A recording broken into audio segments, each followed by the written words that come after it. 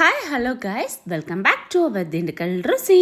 இன்றைக்கி நம்ம திண்டுக்கல் ருசியில் ஒரு டேஸ்டியான சூப்பரான ஈஸியாக செய்யக்கூடிய சிம்பிள் ப்ராடக்டில் ஒரு சிக்கன் ரெசிபி தாங்க பார்க்க போகிறோம். வாங்க எப்படி செய்கிறதுன்னு பார்த்துடலாம்.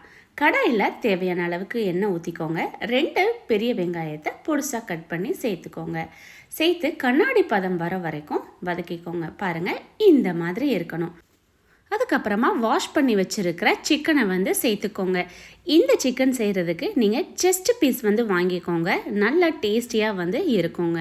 இதுக்கு இன்னும் போன்லெஸ் சிக்கன் ஆட் பண்ணோம் அப்படின்னா இன்னும் வேறு லெவல் டேஸ்ட்டாக இருக்கும். எனக்கு கொஞ்சம் எலும்பாக இருந்தால் தான் பிடிக்குன்றதுனால நான் 2 மிக்ஸ் பண்ணி வாங்கியிருக்கேன். இப்போ நல்லா சிக்கன் வெந்துருச்சுங்க. இப்போ இந்த ஸ்டேஜில் 1 ஸ்பூன் இஞ்சி பூண்டு பேஸ்ட்டு சேர்த்து வதக்கிக்கலாம். இப்போ இஞ்சி பூண்டு பேஸ்ட்டு சேர்த்து கொஞ்சம் நேரம் நல்லா வதங்க விட்டுலாம். அதில் இருக்கிற தண்ணியெல்லாம் நல்லா வற்றி எண்ணெயெல்லாம் நல்லா பிரிஞ்சு மேலே வந்திருக்கு. இந்த ஸ்டேஜில் மசாலா ஆட் பண்ணிக்கலாம். 1/2 ஸ்பூன் மஞ்சத்தூள், 1 ஸ்பூன் தனி மிளகாய்த்தூள், 1/2 ஸ்பூன் காஷ்மீரி மிளகாய்த்தூள் சேர்த்துக்கோங்க.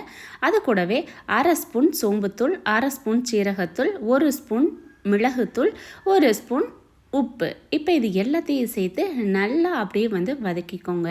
நல்லா இந்த கறி கூட நம்ம சேர்த்துருக்கிற மசாலா ஃபுல்லாக எல்லாம் செட் ஆகிற மாதிரி நம்ம தண்ணி எதுவுமே ஊற்றாமல் ஃபஸ்ட்டு நல்லா வதக்கிக்கணும். அது கொஞ்சம் லைட்டாக வெந்தப்புறம் 1 தக்காளி பழத்தை எடுத்து மிக்சியில் அரைச்சி சேர்த்துருக்கேங்க.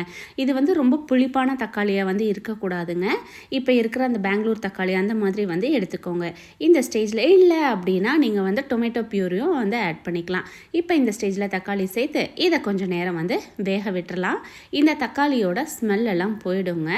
நல்லா பாருங்கள், இப்போ நல்லா தக்காளிலாம் வதங்கி நல்லா செட் ஆகிடுச்சு. இந்த ஸ்டேஜில் புளிப்பே இல்லாத ஒரு 100 கிராம் தயிர் ஆட் பண்ணிக்கோங்க. அது கூட 2லேருந்து ஒரு 4 ஸ்பூன் அளவுக்கு ஃப்ரெஷ் க்ரீமையும் சேர்த்து நல்லா மிக்ஸ் பண்ணிக்கோங்க. அதுக்கப்புறம் கொஞ்சம் லைட்டாக அதே பவுலில் கொஞ்சமாக தண்ணி, ஒரு 100 ml இல்லைனா 50 ml வாட்டர் ஆட் பண்ணிக்கோங்க. இப்போ இது எல்லாத்தையும் சேர்த்து நல்லா மிக்ஸ் பண்ணி நம்ம பாயில் பண்ண விட்டுறலாம். இதுக்கான மசாலா அவ்வளோதாங்க.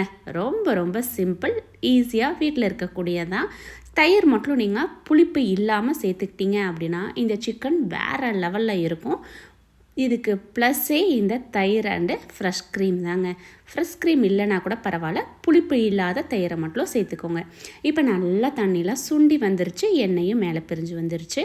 இந்த ஸ்டேஜில் மல்லித்தலையை தூவிக்கலாம். கஸ்தூரி மேத்தி இருந்தால் கஸ்தூரி மேத்தியும் கொஞ்சம் லைட்டாக ஸ்ப்ரெட் பண்ணி விட்டு அப்படியே ஒரு கிண்டி இறக்கி வச்சு நம்ம பரிமாற ஆரம்பிச்சிடலாங்க. இப்போ நமக்கு டேஸ்டியான சிம்பிள் சிக்கன் ரெடி. இப்போ சர்வ் பண்ண ஆரம்பிச்சிடலாம். இதை மட்டும் உங்கள் வீட்டில் செஞ்சு கொடுத்தீங்கன்னா அப்புறம் எல்லாரும் சொல்லுவாங்க, ருசியோ ருசி. இந்த வீடியோ உங்கள் எல்லாருக்கும் பிடிச்சிருக்கும்னு நினைக்கிறேங்க. பிடிச்சிருந்ததுன்னா மறக்காமல் நம்ம சேனலை சப்ஸ்கிரைப் பண்ணிக்கோங்க. தேங்க்யூ ஃபார் வாட்சிங். See you next video.